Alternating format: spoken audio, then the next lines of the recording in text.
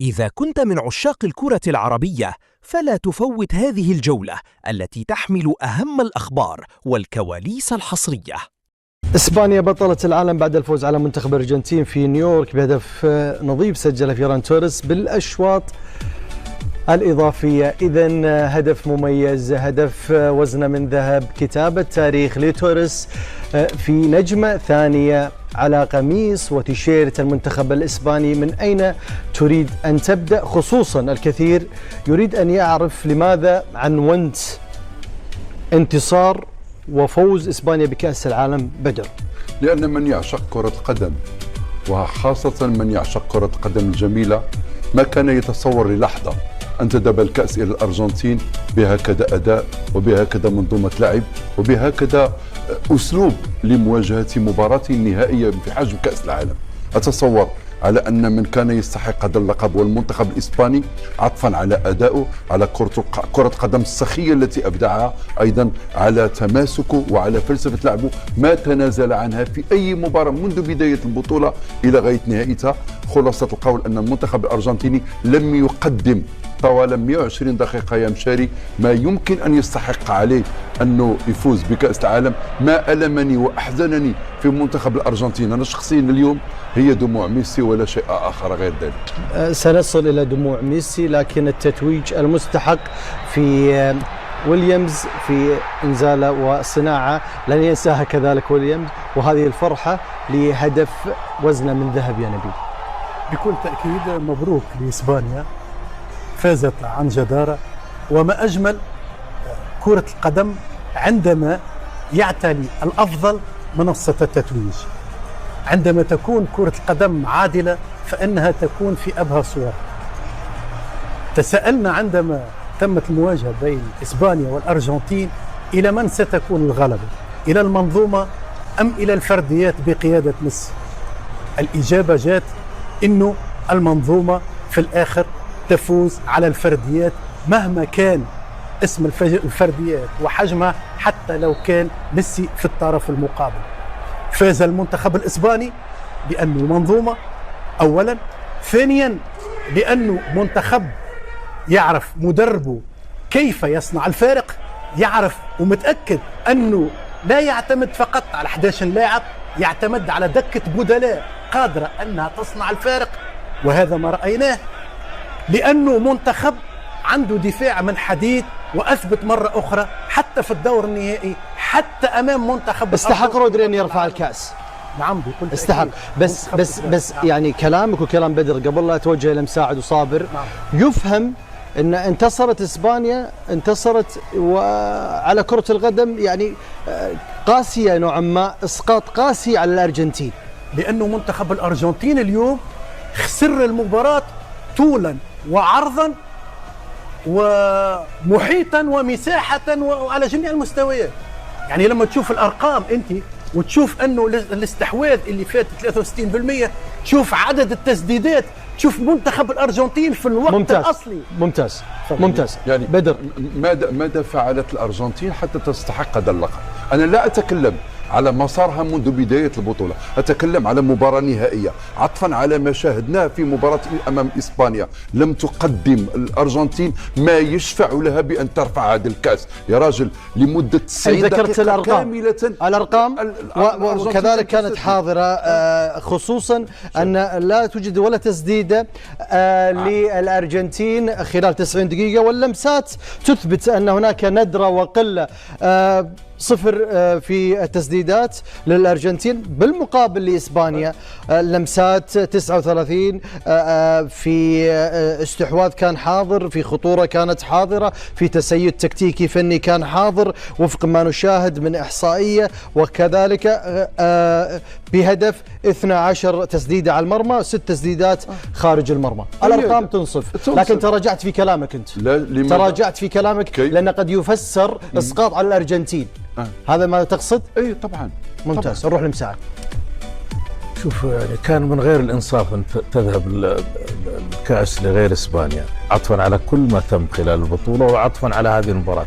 لكن في هذه المباراة يعني كان اليقين واضح ويعني وجلي بالنسبة لكل من شاهدها أنه إسبانيا كانت متسيدة بالطول بالعرض، إلى درجة أن رأفنا بحال إيش الأرجنتين من الوضع المتراجع بالنسبة للاعبين، اللي يعني حتى أنهم صاروا يبحثون عن أشياء تعطل اللاعب الأسباني كي لا تمتد أفضليته إلى أشياء أخرى. شاهدنا المباراة بكل المقاييس وبكل ذا، كانت اسبانيا مسيطرة تماما، لا بالاستحواذ لا بالتسديد لكن ظل حضور الهدف صعب، لانه كان هناك عند الارجنتين حارس متميز اسمه مارتينيز. غير ذلك نتحدث عن كرة القدم الحقيقية اللي تحدث عنها الزملاء. دائما كرة القدم الحقيقية تظهر من خلال الأفكار المبهرة اللي يتبناها المدربين. احنا تكلمنا قبل عن دي ليفانتي والطريقة اللي جعلته يعني كان أكثر المتفائلين أو أكثر المتشائمين في مباراة فرنسا كانوا يتوقعون أنه فرنسا ستقدم شيء، إذا ما حضر الفكر تحضر المهارة وتسيطر، لكن كان الفكر أكبر وأقوى. كان دي لافونتي يسيطر على المباراة. اليوم شفنا شوطين كاملين كان ميسي خارج إطار اللعبة، تحرك حينما حضر الهدف في الأشواط الإضافية. بس يعني أفهم من كلامك أن يعني الأرجنتين لم تقدم نفسها وكانها واحدة من أضعف الخصوم في نهائيات القريبة في تاريخ كأس العالم. هذا ما تقصده؟ صحيح. والأسوأ مستوى يمكن شاهدنا عليها الأرجنتين في تاريخها. شوف من الرحمة ومن أن الله سبحانه وتعالى رحم الأرجنتين أنه لم تحصل نتيجة كارثية عليهم، لأنه كان الحارس متفوق، حارس الأرجنتين. هذا جانب. الجانب الآخر في المباراة، وين منتخب الأرجنتين؟ وين استراتيجيته؟ هناك مدرب ذكي وهناك لاعبين ينفذون بدقة وحذافير. حتى شاهدنا أنه لما استخدم ورقة البدلاء، نعم، لما استخدم ورقة البدلاء دي لافونتي غير مجرى المباراة. شفنا بدري وشفنا الآخرين كيف صنعوا الفارق بالتمريرات القصيرة. إذا حنا كنا أمام استراتيجية تكتيكية عالية المستوى أخفت الأرجنتين. صابر، رأيك فيما تعدم فيه الجميع في تفوق واضح لإسبانيا، الأرقام كذلك أظهرناها واضحة لإسبانيا، لكن قد يكون الكثير حمل الأرجنتين لما شاهدنا من مستوى أداء في هذا النهائي.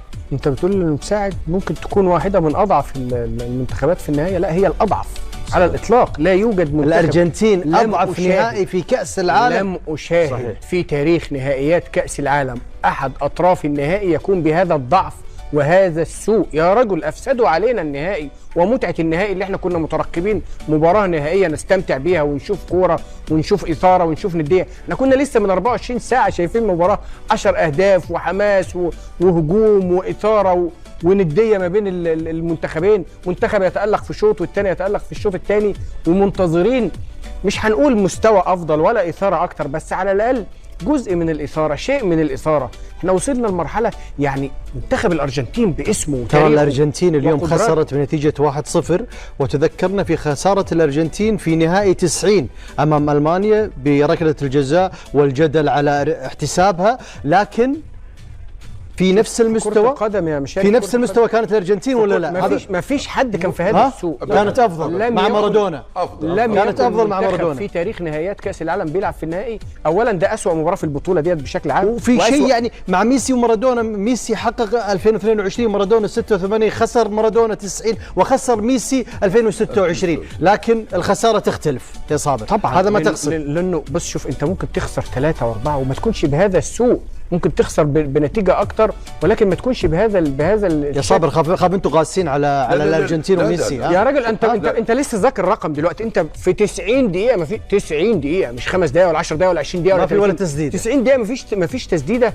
يعني يا راجل انت الفرق اللي خسرت قدام اسبانيا او الفرق الرأس الأخضر يا راجل بتاريخها الذي لا يقارن على الإطلاق كانت قدام اسبانيا بشكل افضل بكتير جدا من الارجنتين، واتعادلت ووصلت للمرمى وهددت. مش هكلمك على بقيه المنتخبات. الارجنتين اللي انت منتظر فيها اسماء كبيره جدا وتاريخ، وبنتكلم على المدرب وبنشيد بيه وكنا بنشيد بيه. وانا قلت لك النهارده في في الحصه اللي احنا العصر قلت لك ممكن نقطع ترى باللفظ انت كده. الوحيد اللي توقعت 1-0 يعني. الحمد لله اول مره أول من وآخر يضحك مرة. أخيراً. من يضحك اخيرا يضحك كثيرا. وقلت لك بالحرف، وقلت لك ممكن سكالوني رغم اللي اشادتنا بيه ممكن نقطع فروته بالليل لو ادار المباراه بشكل سيء، وهو فعلا ادار المباراه بشكل سيء، وجميع لاعبي المنتخب الارجنتيني كانوا سيئين للغايه. يا صابر، هناك حقيقة ربما تختفي وراء هذه حالة الارتباك، حالة اللا رضا اللي عندنا، عدم الرضا مما شاهدنا، لكن في حقيقة تتخفى، هو أن المنتخب الإسباني استطاع أنه أمام منتخب فرنسا يخلي منتخب فرنسا يلعب أسوأ مباراة.